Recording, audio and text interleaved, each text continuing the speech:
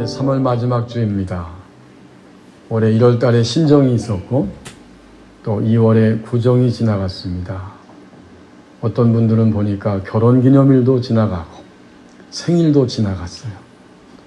이렇게 절기는 우리의 삶에 의미가 있지요. 마찬가지로 교회에도 교회의 절기는 의미가 있는데 요즘은 이미 시작된 사순절입니다. 예수님이 부활하시기 전 40일, 주일을 제외한 40일, 그 기간 동안 우리는 참회의 시간, 또 자기를 부인하는 시간, 더 나아가서 어두움과 내 안에 붙어있는 우상들을 깨트려 버리는 영적인 자기 갱신의 시간, 바로 이것이 사순절입니다. 이런 사순절을 통해서 우리는 생명을 다시 느끼고 우리가 붙잡고 있는 생명이 가장 이 세상에서 유일한 단 하나의 진리라고 하는 사실을 확인하게 됩니다. 하나님이 우리에게 주신 오늘 본문 갈라디아서 4장 7절 상반절 말씀을 보십시오. 매일의 삶을 의미 있게 하셨습니다. 그러므로 내가 이후로는 하나님이 바울을 통해서 말씀하시는 것인데 뭔가 하나님이 먼저 행하신 일, 그래서 우리 인간이 얻게 된 어떤 일이 있다는 것을 분명하게 암시하고 있습니다. 내가 이후로는, 그러므로의 내용은 그 위에 있는 4절부터 6절에 잘 나와 있습니다. 때가 되어서 하나님이 인간이 스스로 살 수 없기 때문에 아들을 보내셔서 여자의 몸에서 태어나게 하시고 인간의 모양으로 보내신 것이다. 사람이 아무리 노력해도 죄의 굴레에서 영원히 벗어날 수 없기 때문에 율법 아래 거기서 다 죽을 수밖에 없는 우리들을 속량해 내시고, 그랬더니 어떤 결과가 나왔느냐. 6절에 있는 것처럼 하나님이 아들을 보내셔서 마침내 우리의 영 안에 하나님 자신이 들어오게 되시고 하나님을 아빠, 아버지라고 부르게 하셨다. 아빠는 글자 그대로 어린 아이가 아빠를 부르는 친근한 용어입니다. 그래서 여기 6절 끝부분에 보면 아빠라고 부르게 되고 그 다음 좀 더 장성에서는 아버지라고 부르게 하신 것입니다. 그러므로 내가 이후로는, 예수님의 십자가의 죽으심을 통해서 이런 엄청난 일들이 일어났기 때문에 그러므로 내가 이후로는, 너의 삶 속에는 매일매일 의미가 담겨져 있고 그 의미를 발견하고 그 의미를 붙잡고 사는 인생이 되었다. 이렇게 상반절에서 말씀하고 있습니다. 이번 주간에 제가 교회에서 나와서 법원리 사거리 쪽으로 올라가는데 차들이 조금씩 밀리기 시작합니다. 반대편에서 오는 차들도 두춤두춤합니다. 무슨 일이 일어난 것일까? 가뜩이나 복잡한데 잠시 후에 차가 천천히 옆으로 비껴가면서 가게 되고, 저도 가까이 가서 제 차례가 되어서 비껴가고 있는데 거기에 할아버지 한 분이 리어커를 끌고 종이, 박스 이런 것을 잔뜩 싣고 쉼없이 그것을 끌고 가는 그런 장면이 보였습니다. 그걸 보면서 운전자들이 당연히 고맙게도, 당연하죠, 옆으로 살살 비껴서 그렇게 지나가고 있었어요. 혹시나 어떤 분의 마음 가운데는 왜 하필 지금 내가 지나가는데 왜 하필 지금 바쁜 시간인데 저 할아버지가 리어커를 저기서 끌고 지나가나, 이렇게 생각할 수도 있습니다. 이 장면이 관계성을 보여주는 장면입니다. 만약 저 리어커를 끌고 있는 그분이 나의 아버지라면, 만약 저 리어커를 끌고 가는 저 사람이 나의 중년의 아들이라면 그때는 느끼는 감정과 생각이 완전히 다를 것입니다. 관계성이라는 것은 이런 것입니다. 애절하고 안타깝고 그래서 끝까지 책임져 주려고 하는 이 관계성, 이것이 바로 가족들이 느끼는 관계성이죠. 하나님이 우리에게 그렇게 다가오신 것입니다. 하나님은 우리를 이제 예수 그리스도를 통해서 관계성 안에 있는 존재로 삼으셨어요. 우리는 관계성 안에서 바라보게 되고 관계성을 가지고 살아가는 겁니다. 그러고 보면 우리에게 주어진 매일매일은 결국 의미가 담겨져 있습니다. 우리는 그래서 하나님의 그 사랑 안에서 관계성 안에서 의미를 바라보게 되고 오늘 내 삶 속에 의미 없는 일은 없다. 그렇게 깨달으면서 의미를 찾고 추구하게 됩니다. 프랑스 혁명기에 감옥에 갇힌 사람들이 있었습니다. 이 조그만 감방에는 하루 종일 햇빛이 들어오지 않고 그리고 그 감옥 감방 안에 천정 꼭대기 옆쪽에 조그마한 창문이 있습니다. 그리고 하루 종일 어두운데 바로 죄수들이 갇혀있는 맞은편 쪽 그 간수들이 기거하는 방의 유리창을 통해서 하루에 잠깐 동안만 햇빛이 반사될 뿐입니다. 창문을 통해서 가느다랗게 짧은 순간에 빛이 들어오게 됩니다. 이제 죄수들은 빛이 들어오는 시간이 예상되면 어깨 위에 올라탑니다. 그 다음 사람은 또 그 위에 무등을 타게 됩니다. 마침내 천정에 붙어 있는 그 조그마한 창으로 햇빛이 짧은 순간 들어오게 되는데 그때 가장 꼭대기에 있는 사람은 얼굴을 바싹 뒤밀고 그 빛 앞에서 성경책을 읽을 수가 있습니다. 햇빛이 지나가고 다시 어둠이 깔립니다. 드디어 무등 탄 자리에서 다 올라갔던 사람들이 내려오고 가장 꼭대기에 올라갔던 사람도 내려옵니다.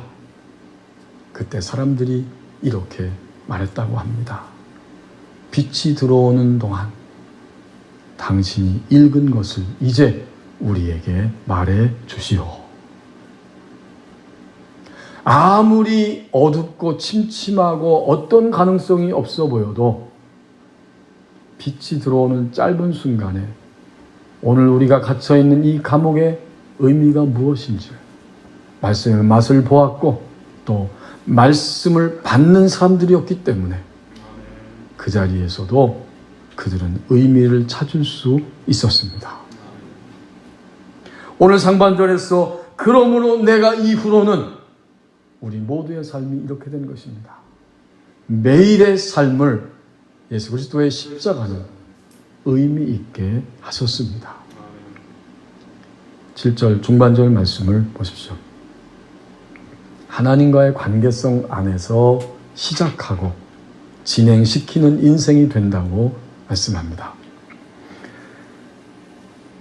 중반절에 보면 종이 아니요 아들이니 이건 역시 엄청난 사건이 일어난 거예요. 이제부터는 하나님이 보내신 예수 그리스도 그분의 십자가를 통해서 우리는 더 이상 종이 아니고 아들이 되었다는 거예요. 분명하게 정체성을 알려줍니다. 여기 아들 그러니까 우리 여자 성도님들은 섭섭해할 필요가 없어요. 아들이라고 표현했지만 이 말 속에는 딸도 포함되어 있는 거고 다시 말하면 종이 아니고 이제부터 너희는 다 나의 백성, 나의 자녀가 되었다. 아멘. 이게 우리 그리스도인의 정체성입니다. 그러면 우리는 하나님과의 관계성 안에서 하나님의 자녀다라고 하는 정체성을 가지고 우리의 인생을 점점 살아가게 되는데 우리의 갈등은 정체성의 갈등입니다. 많은 정체성이 우리에게 있어요. 가정에서 부모의 정체성, 가정에서 자녀의 정체성, 직장에 나가면 또 그 직급에 맞는 정체성이 있습니다. 친구들을 만나면 친구로서의 정체성이 있습니다. 그런데 이것이 잘 되지 않을 때 우리는 고통스러운 거예요. 제가 인터넷을 보니까 이런 말이 있더라고요. 당신이 왜 거기서 나와? 여러분 이해가 되시죠? 요즘 시국이 하도 어렵고 힘드니까 그 인터넷에 댓글 올리는 데 보니까 당신이 왜 거기서 나와? 당신 주제 파악을 못한 거야. 왜 거기서 나와? 왜 그런 말을 썼어? 왜 그런 글을 올렸어? 왜 그런 생각을 가지고 살아? 왜 그런 행동을 하면서 지금 대한민국 이 땅 위에 존재하고 있어? 당신이 왜 거기서 나와? 이렇게 날카롭게 비판하는 이야기지요. 정체성입니다. 우리는 여러 정체성을 짊어지고 우리의 인생을 살아가는데 결국 최종적인 정체성, 그것은 바로 종이 아니라 하나님의 아들, 하나님의 딸, 하나님의 자녀입니다. 이제부터는 나의 정체성이 하나님의 자녀임을 다시 한번 인식하고 이것을 가지고 시작하고 이 정체성으로 우리의 인생을 움직여 가게 됩니다. 이렇게 정체성을 가지고 시작하고 움직이면 어떻게 될까요? 점점 낭비하거나 고통스러워하는 시간들이 줄어들게 되고 그러다 보면 나를 통해서 다른 사람들도 살려내는 생명의 역사를 이루는 주인공으로 살아가게 됩니다. 그래서 하는 말이 하나님과의 관계성 안에서 시작하고 그리고 진행시키는 인생이 된다. 이렇게 말씀하고 있어요. 그러면 어떻게 이렇게 할 수 있을까요? 방법이 뭘까요? 항상 주님이 가르쳐 주신 방법은 아주 분명하고 단순하고 그리고 쉽습니다. 방법 자체는. 우리가 따라가지 못해서 그렇지. 하나님과의 관계성 안에서 시작하고 진행하는 인생이 어떻게 살아가면 되는 겁니까? 우리는 오늘부터 시작하는 겁니다. 어떻게? 주님, 어떻게 할까요? 이게 시작이에요. 우리가 예수를 믿고 난 다음 아직 시작도 안 된 사람들이 많이 있습니다. 뭐를? 주님을 믿고 보니까 내가 마구 주님께 받는 것만 생각하고 요구하는 것만 생각했는데 이제 주님을 점점 더 알아가다 보니까 이제는 주님의 원하심을 따라 사는 것이 구원받은 정체성을 가진 하나님의 자녀의 인생임을 알게 됩니다. 그때부터 시작되는 거예요. 그때 시작하는 거예요. 주님, 어떻게 할까요? 모든 일 앞에서 주님, 어떻게 할까요? 이게 시작이에요. 막상 출발했어요. 근데 주님이 하라는 대로 했는데도 아픈 캄캄해. 어려움은 더 많이 와. 중도에 너무 힘들어요. 그때 어떡하죠? 내가 이거 잘못된 길을 가는 거 아니야? 하나님이 나에게 잘못 가르쳐 주신 거 아니야? 안 되겠다. 여기서 빨리 접어야지. 그렇게 하고 방향을 돌려서 반대 방향으로 가야 하는가? 아니에요. 시작했으면 분명하게 주님과 함께 주님의 관계성 안에서 시작했으면 어떤 일이 일어나든지 주님이 책임져 주실 것이기 때문에 그 자리에서 다시 또 주님을 바라보며 이렇게 말씀드리는 거죠. 하나님, 그러면 어떻게 할까요? 여기까지 가는 거예요. 이것이 관계성 안에서 살아가는 신자의 삶의 모습입니다. 10년 동안 주님 믿었는데도 아직 시작도 안 된 경우가 종종 있고요. 20년 지났는데도 아직까지도 하나님의 자녀, 종이 아니고 아들이라고 하는 말씀의 의미가 무엇인지 잘 인식하지 못해서 하나님과의 관계성 안에서 시작도 안 하고 사는 그런 그리스도인들도 종종 있습니다. 더 정직하게 말하면 저같이 목사가 된 이후에도 어느 부분에 있어서는 주님과 함께 시작하고 주님과 함께 진행하지 못하는 부분을 여전히 가지고 있습니다. 우리는 오늘부터 다시 시작할 수 있습니다. 주님, 어떻게 할까요? 그러다가 조금만 어려움이 오면 이거 뭐 잘못된 거 아니야? 이상해. 그것이 아니고 그땐 또다시 하나님, 그러면 어떻게 할까요? 이것이 바로 관계성 안에서 시작하고 진행시키고 있는 자의 삶의 모습입니다. 1181년에 출생해서 1126년에 하나님의 품에 안긴 우리가 이름을 잘 알고 있는 이탈리아의 성자, 영성가 성 프란시스가 자기 고향에 있을 때 하루는 집에서 자기 집 하인이 우물에서 물을 길어오는 모습을 지켜보고 있었습니다. 그런데 하인이 물을 기를 때마다 이상한 하나의 행동을 했어요. 큰 통을 내려서 물을 가득히 담은 다음 그 큰 물통에 끌어올릴 때마다 항상 조그마한 나무 토막을 거기에 던져 넣습니다. 이것이 굉장히 신기했어요. 프란시스가 그 종에게 물어보았더니, 이유를 물었더니 그 종이 이렇게 대답을 했습니다. 물을 퍼 올릴 때 나무 토막을 물통 안에 집어넣으면 물이 요동치 않게 되고 물이 밖으로 흘러넘치는 것을 최대한 막을 수 있지요. 나무 토막을 안 넣으면 물이 제 맘대로 요동치며 출렁거려서 나중에는 반통밖에 안 되는 것을 정말 너무나 많이 경험했습니다. 이 말을 들으면서 프란시스는 번쩍하고 그 프란시스의 영 안에 빛이 들어왔어요. 깨달았다는 거죠. 그는 그 즉시 서재에 들어가서 자기가 사랑하는 친구에게 이런 내용의 편지를 썼다고 합니다. 우리는 얼마나 자주 흔들리는 마음의 물통을 가지고 있는가. 두려움으로 흔들리는 마음, 고통으로 심하게 요동하는 마음, 절망으로 부서지는 마음. 이것은 마치 심하게 흔들리고 출렁거리는 물통과 같은 것이지. 그러나 거기에 십자가라는 막대기를 던져보게. 종이 아니요 아들이니. 예수 그리스도의 십자가를 통해서 나의 정체성이 분명해졌으니까 십자가라는 막대기를 던져보게. 그러면 우리는 다시 주님 어떡할까요? 요동치는 가운데서도 그러면 하나님 어떻게 할까요? 이렇게 주님을 바라보게 됩니다. 하나님과의 관계성 안에서 시작하고 진행시키는 인생이 된다고 말씀합니다. 7절 마지막 하반절 부분을 보십시오. 사랑의 능력으로 사는 자가 된다고 말씀합니다. 7절 하반절에 보니까 하나님으로 말미암아 유업을 받을 자니라.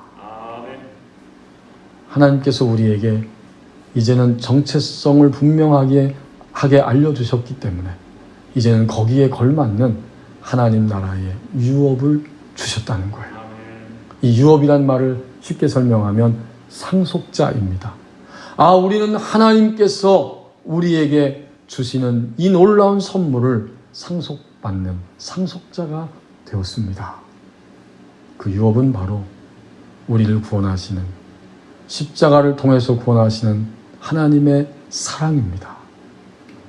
그리고 우리를 구원하시는 그 구원 자체 행동, 이것도 상속, 유업이에요. 더 나아가서 영생과 하나님의 나라를 간직하고 소유하고 사는 것, 이것이 바로 하나님의 유업이요 하나님 우리에게 주신 상속의 선물입니다. 이 모든 것을 합하면 이것은 결국 하나님의 사랑이에요. 하나님 사랑하시니까 우리에게 영생과 하나님의 나라를 예수 그리스도의 십자가를 통해서 주셨습니다. 그렇다면 이제부터 우리는 하나님 나라의 상속자가 될 것이고 되었고 앞으로 완전한 상속을 받을 것입니다. 종종 말씀을 나눈 것처럼 구원의 이 세 가지 시제는 동시적이에요. 과거에 구원해 주셨고 그리고 미래적으로 구원의 완성이 이루어질 것이고 이 땅에 사는 동안에 곁길로 가지 아니하고 구원 안에서 머무는 자로 우리의 인생을 살아갑니다. 이것이 사랑의 능력이에요. 하나님만이 하실 수 있는 사랑의 능력이에요. 이 사랑의 능력으로 하나님은 오늘도 우리에게 유업 그리고 우리를 상속자가 되게 하십니다. 이렇게 진정으로 하나님의 나라를 상속받은 자가 되면 이제 우리의 삶은 정리가 돼요. 언제나 순서가 딱 머릿속에 우리 심령 안에 정리가 됩니다. 어떤 상황이 올지라도 이 순서가 항상 먼저 우리 생각 속에, 우리 영 안에, 우리 마음 속에 저절로 정립이 됩니다. 그리고 그 순서대로 우리는 움직이게 돼 있어요. 그 순서가 뭘까요? 그것은 당연히 이제부터 우리는 하나님을 사랑합니다. 이게 순서예요. 어떤 충격이 딱 왔을 때, 어떤 쓰라린 고통이 왔을 때 우리는 나는 하나님을 사랑합니다. 이게 첫 번째 순서예요. 이 상황에서 무조건 우리는 하나님을 사랑하는 길로 가는 거예요. 두 번째는 나 자신을 사랑합니다. 여러분, 이건 굉장히 중요한 얘기예요. 하나님을 사랑하면 할수록 나를 사랑해 주신 하나님의 사랑이 감격스럽고, 그래서 나의 여러 부족함과 결핍이 있지만 나라고 하는 존재를 나는 사랑합니다. 아멘. 세 번째는 뭔지 짐작이 되시죠? 이 모든 것들이 다 동시적이에요. 그렇다면 이제는 나는 모든 이웃을, 모든 사람들을 사랑으로 대면합니다. 이게 순서예요. 사탄은, 악한 영은 종종 머릿속에 쓱쓱 거짓의 메시지를 집어넣습니다. 내가 그렇게 형편없는데 하나님의 자녀라고? 너 그렇게 엄청나게 죄를 짓고 사는데 네가 무슨 하나님의 사람이야? 이게 악한 영이 우리 안에 집어넣는 생각이에요. 너 힘드니까 포기해. 이 정도 살았으면 됐으니까 너 그렇게 힘들면 그냥 자살해. 자살 충동의 마음을 쓱쓱쓱 집어넣는 것이 우리에게 온 것이 아니라 우리의 절망 속에 가라지를 뿌려놓는 악한 영의 역사입니다. 우리는 이렇게 힘든 시간들을 살아갈 때에 이런 생각들이 스쳐갈 수도 있어요. 그래서 하나님이 사랑의 능력으로 사는 자가 되었다고 오늘 하반절에서 분명하게 가르쳐 주신 것입니다. 하나님으로 말미암아 유업을 받을 자니라. 아멘. 하나님의 나라를 상속받았고 받을 것이고, 이미 이 땅에 사는 동안에 구원받으면서 회복되면서 구원의 감격을 누리면서 하나님의 나라를 상속받으면서 경험하면서 살아갑니다. 그런 거로 이 세 가지 순서는 항상 중요하고 동시적이에요. 내가 만약 정상적으로 생각하고 판단하고 느끼고 걸어간다면 하나님을 사랑하고, 나 자신을 존귀하게 여기며 사랑하고, 그래서 모든 이웃도 사랑으로 대면할 수 있게 됩니다. 이 순서를 우리는 항상 놓치지 않을 때, 나는 정말 사랑의 능력으로 살고 있다, 이렇게 확신할 수 있습니다. 갈라디아서 이 전체의 서신을 하나님이 바울을 통해서 기록하게 하셨고 우리에게 오늘도 들려주고 계시는데, 성경은 우리만 읽는 게 아니죠. 우리 대한민국에 대한성서공회가 있는 것처럼 독일에는 독일성서공회가 있습니다. 특별히 독일은 성서신학 분야에서 아주 열심인 나라예요. 그래서 독일성서공회에서 쓴 그 독일 성서공회판 성경이 있는데, 제가 그 성경을 잠깐 보니까 갈라디아서를 이야기하면서 이 갈라디아서를 관통하는 두 가지 근본적인 사상이 있다, 이렇게 써놓았더라고요. 첫째는 그리스도인들이 불안 또는 자랑으로 인해 하나님에 대한 관계를 다시금 종교적 규정들의 준수에, 율법을 지키는 거 말하는 거예요. 종교적 규정들의 준수에 근거 지으려고 하는 방향으로 오도되고 있다고 하는 염려.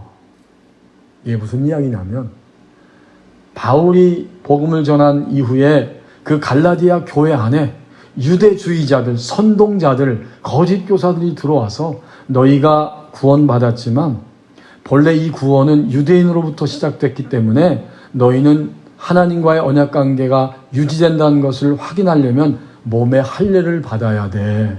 그래야 구원이 온전해지는 거야. 이 교인들이 이걸 듣고 막 헷갈리는 거예요. 예수 그리스도를 믿음으로 구원을 받았는데 할례 받아야 돼? 더 나가서 모세오경을 주신 그 구약의 모든 율법 조항을 너희는 다 지켜야만 구원이 온전해질 수 있어. 여기에 막 흔들리고 있었어요. 그래서 바울을 통해서 하나님이 이 갈라디아서를 기록하게 하시는 거예요. 근데 오늘날도 그렇다는 거죠. 자기 자랑이나 불안 때문에 어떠한 율법 지킴으로 인해서 내가 하나님과의 관계성을 유지한다라고 잘못 오도할 수 있는 것에 대한 염려가 있다는 거예요. 두 번째는 갈라디아서를 간통하는 근본적인 사상은 그리스도께서 그리스도인을 스스로 의롭게 하고자 원하는 필사적인 시도로부터 해방하여 사랑 안에서 사는 삶으로 인도하신다는 확신. 두 번째는 확신이에요. 내가 막 엄청 노력하고 애쓰는 것 이전에 하나님의 사랑이 먼저 우리에게 왔고 이 사랑에 응답하면서 우리는 사랑의 관계성 안에서 주의 뜻을 이루는 삶으로 살아가도록 우리 삶을 인도하고 계십니다. 바로 이 확신입니다.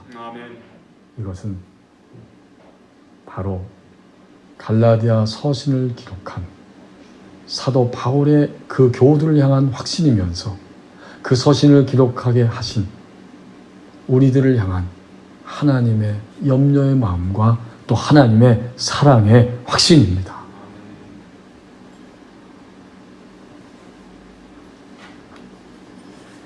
우리가 이름을 익히 들어 알고 있는 박목월 시인이 있습니다. 1978년에 작고하셨는데 그 박목월 시인은 언제나 집에서 식사를 할 때가 되면 밥상 앞에 앉으면 5 아들이 다 모여 있는가를 확인하고서는 일어난답니다. 그리고 일어나서 큰아들부터 막내까지 머리를 만져주고 다 쓰다듬습니다. 그리고 나서 이제 됐다, 식사하자, 이렇게 말했다는 거예요. 그 어려운 시기에 5명의 아들과 함께 그 식탁이 어렵지만 얼마나 정겨웠을까, 이렇게 생각하게 됩니다. 아빠의 사랑과 아픔이 물씬 풍겨나오는 바로 그러한 밥상이었어요. 그것을 보여주는 시가 있습니다. 밥상 앞에서라는 시의 일부분을 읽어보면 이렇게 기록되어 있습니다. 나는 우리 신규가 제일 예뻐. 문교도 예쁘지. 밥 많이 먹는 애가 아버진 제일 예뻐. 내일은 아빠 돈 벌어가지고 이만큼 선물을 사 갖고 오마. 이만큼 벌린 팔에 한 아름, 비가 변한 눈 오는 공간. 밑으로 내려와서 보면 무슨 짓으로 돈을 벌까? 그것은 내일에 걱정할 일. 이만큼 벌린 팔에 한 아름, 그것은 아버지의 사랑의 하늘. 이만큼 벌린 팔에 한 아름, 바람이 설레는 빈 공간. 어린 것을 내가 키우나 하나님께서 키워주시지. 가난한 자에게 베푸시는 당신의 뜻을 내야 알지만 상 위에 차는 순식물성. 숟갈은 한 죽에 다 차는데 많이 먹는 애가 제일 예뻐. 이보다 더 좋을 순 없다. 아버지의 사랑이, 아픔이, 그러면서도 확신이 물씬 풍겨나오는 시입니다. 그런데 이 박목월 시인의 아들, 바로 박동규 교수지요. 서울대 국문과의 교수였고 이제 명예교수가 되었는데 자신과 아버지가 살면서 있었던 일들을 에세이 형식으로 담아서 쓴 글에 이런 이야기가 나옵니다. 내가 처음 서울대학교 교수가 되고 얼마 되지 않아 논문집에 논문을 실은 적이 있었다. 나는 무척 정성 들여 쓴 논문이다. 논문 그것을 아버지에게 집으로 가져가서 한보를 드렸다. 그리고 집에 돌아왔는데요. 며칠 뒤에 나는 내 방문 앞에 아버지에게 드린 논문집이 놓여 있는 것을 보았다.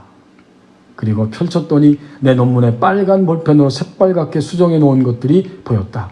내 방에 들어와 논문의 첫 페이지부터 살펴보니까, 빨갛게 고쳐놓은 것을 살펴보니까 문장의 주어가 명료하지 않거나 혹은 아는 체 하느라고 쓸데없이 많은 것을 인용하여 놓은 부분을 지적하고 있었다. 나는 나의 미숙함이 부끄러웠다. 아버지의 지적이 너무 엄격한 부분도 있었지만 내가 뛰어넘을 수 없었던 부분들을 샅샅이 뒤져놓아 무어라 표현할 말이 없었다. 그날 밤이었다. 아버지는 나에게 오셔서 침착하게 써야지 한마디 하셨다. 나는 아버지의 이 한마디로 감히 아버지와 나와의 인연을 글로 담는다는 것이 얼마나 먼 것임을 알았다. 침착하게 써야지. 이 한마디에 아버지의 가슴절절한 사랑의 권면이 거기에 담겨 있습니다. 저는 이 글을 읽으면서 갑자기 이 사순절의 기간에 하나님이 나에게, 우리 법원님께 모든 교우들에게 이렇게 말씀하신 것은 아닌가 하는 생각이 들었습니다. 다시 침착하게 살아야지. 주님이 오늘 저에게, 우리 모두에게 말씀하십니다. 어제까지 어떻게 살았든지 다시 침착하게 살아야지. 어떻게? 하나님의 능력 안에서 사는 자가 되어야지 라고 말씀하고 계셨습니다.